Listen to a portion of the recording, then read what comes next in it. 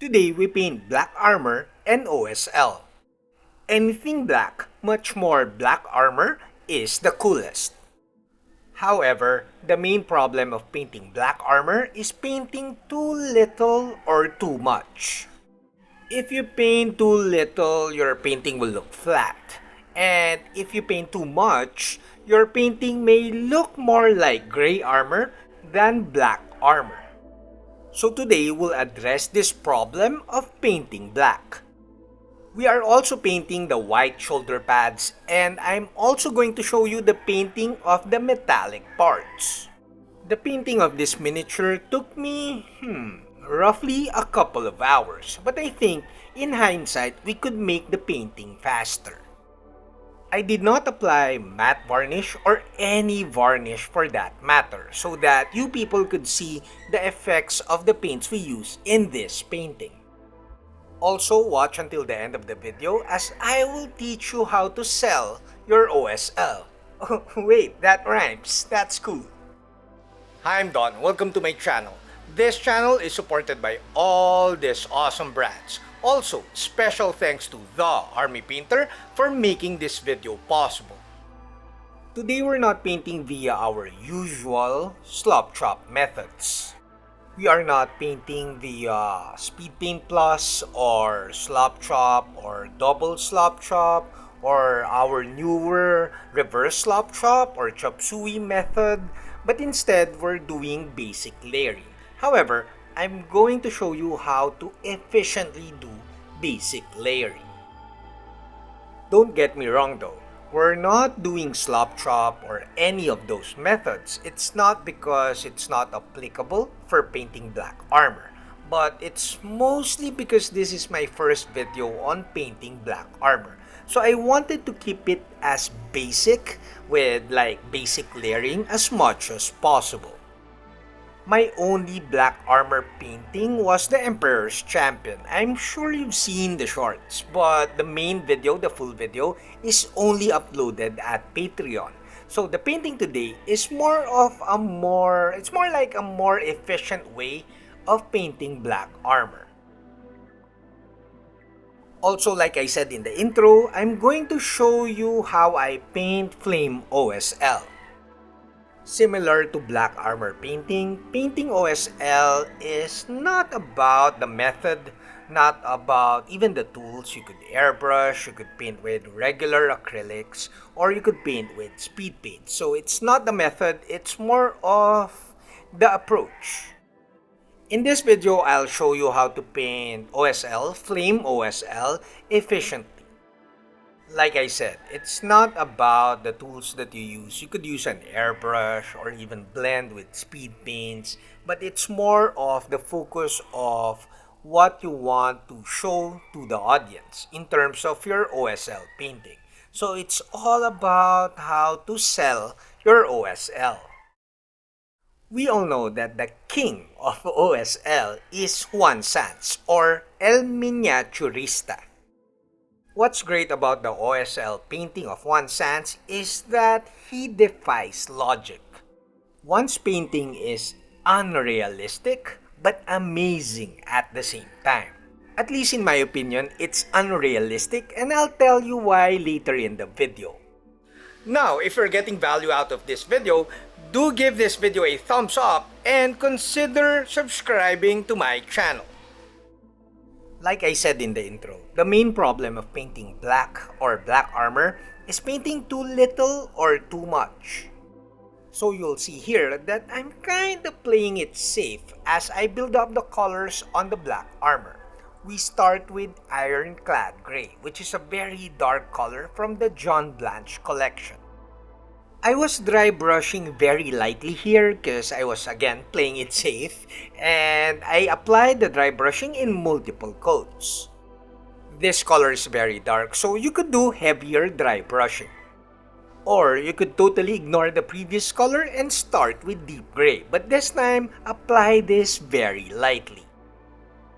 Now we leave the painting of the black armor and we jump to painting the white shoulder pads. We start with uniform gray, which is a very light, well, at least for me, it's a very light gray color.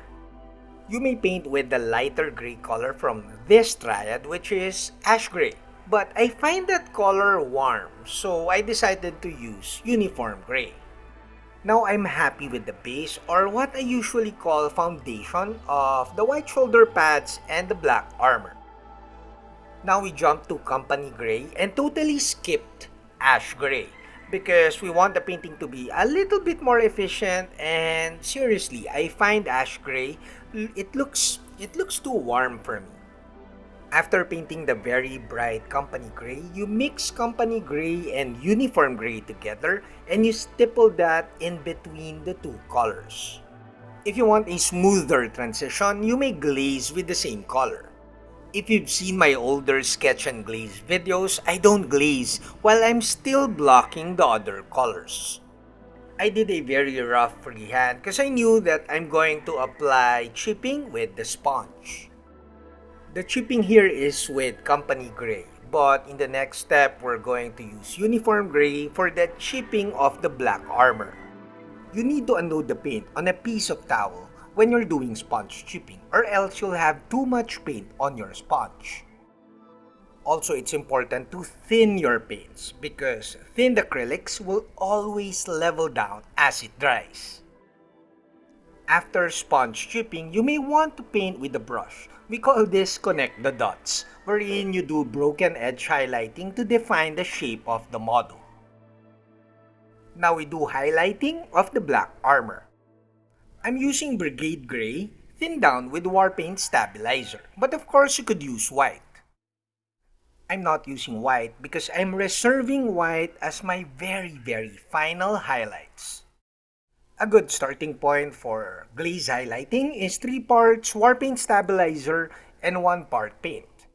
Warpaint's Fanatics has very good coverage, so you'll see results in the second pass. But if you want to have like better transitions or smoother transitions, you may want to add a little bit more Warpaint Stabilizer.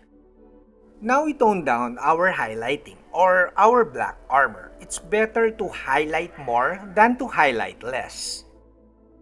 Normally, I would glaze down with regular acrylics or Warpaint's Fanatics, but since we want the armor to be darker, we're glazing with washes. Also, glazing down with washes is way more convenient, especially if you're glazing down a unit of miniatures. You could also glaze down with thin down speed paints. Thin your speed paints with like a little bit of speed paint medium. You could use occultist cloak or even grim black. Glazing down with speed paints is faster, but you have less control. Now at this point, I think we've spent roughly almost an hour in the painting of this miniature. Now we proceed to painting the rest of the miniature, like the foundation colors of the details of this mini. We're painting with Zealot Yellow here, but this part is totally optional since we're painting the flame with like basic layering later. Now we're using Oak Brown. I love this color. This is not too dark but not too bright at the same time, and I find it perfect as foundation color for the metallics later. Now we're painting with Blanche Berry, which is my fave color at the moment. This is from the John Blanche collection. I have a couple of videos about the John Blanche collection, and you might want to check those out. And of course, the Army Painter has released some videos about John Blanche. I highly recommend speed paints for new painters, but for people who have like a few paints already, I highly recommend the John Blanche collection paint sets. Now, similar to the painting of the white shoulder pads, we jump to Dusty Skull for the painting of the parchment. We're like doing more efficient layering by skipping some of the colors. Now, before we paint the painting of the OSL, I'll quickly show you how I paint metallics. I used to struggle with painting metallics because I paint too much and then I rely on washes to make it look better. You see in the video right now, I'm stippling the metallics over the oak brown foundation color. And also, I do highlighting with my metallics so that I create more volume. Also, if you've been painting with the Army Painter paints for a while now, you might have fairy dust. That color is perfect for highlighting any metallics. If you have fairy dust though, make sure you paint very minimal so that you create sparkling effects. Now we paint the silver parts. Similar to the painting of the bronze, make sure that you show the previous colors so that you create more volume to your painting. You don't really have to be too meticulous when painting with metallics, but you have to make sure that your painting is fine so that you create very nice, detailed looking textures. Oh, a quick tip, use a big brush with a fine point. You don't want to use your detailed brush when painting with metallics. My fab part of painting a miniature is the painting of the highlights, but I think OSL painting is as fun as painting highlights.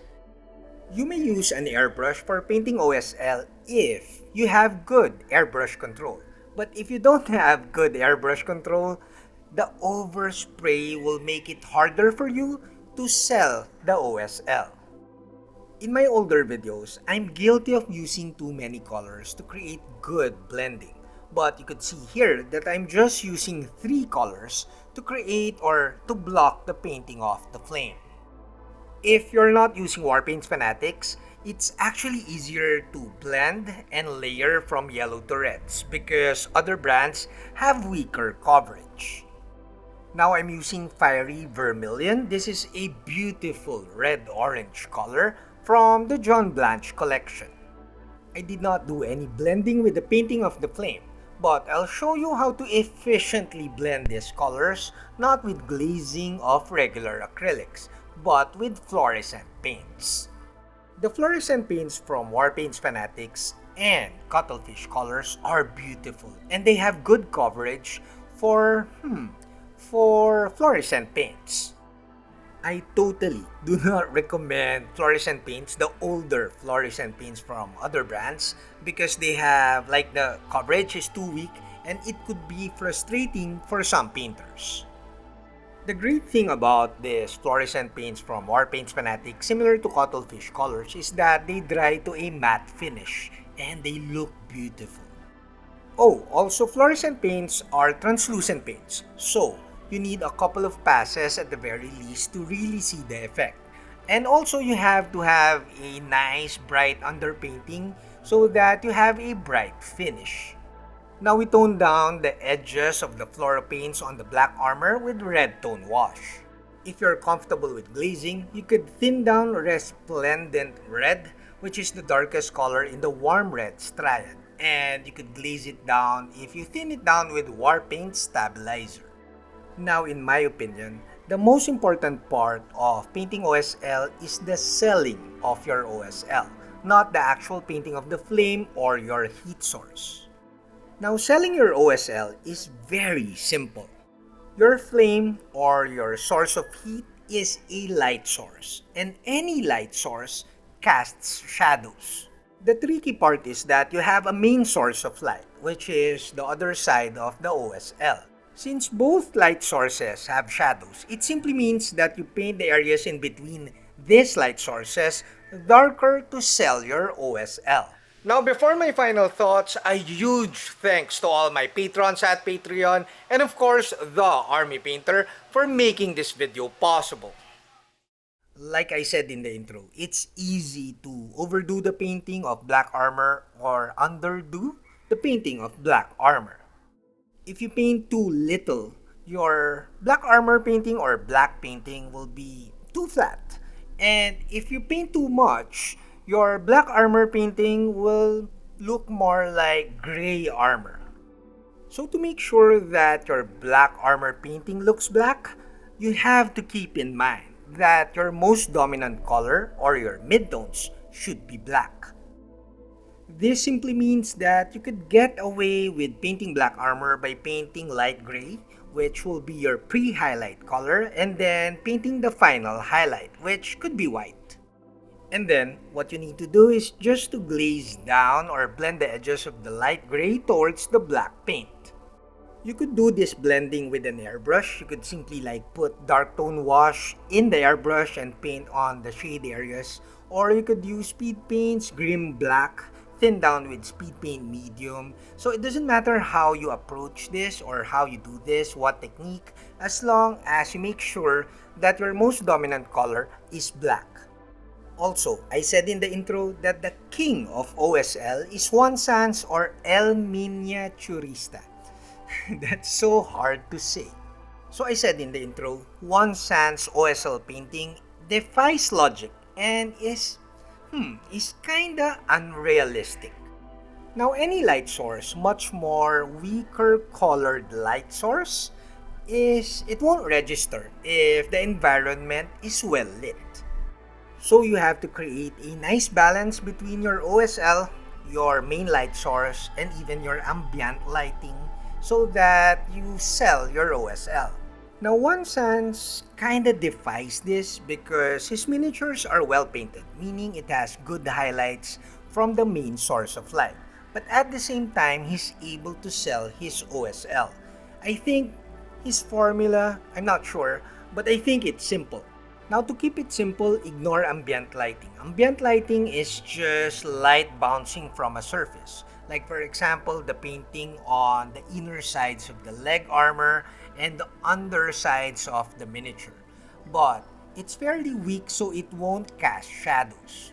So it's a matter of just painting darker shade areas immediately after the fall off of the red color of this flame OSL.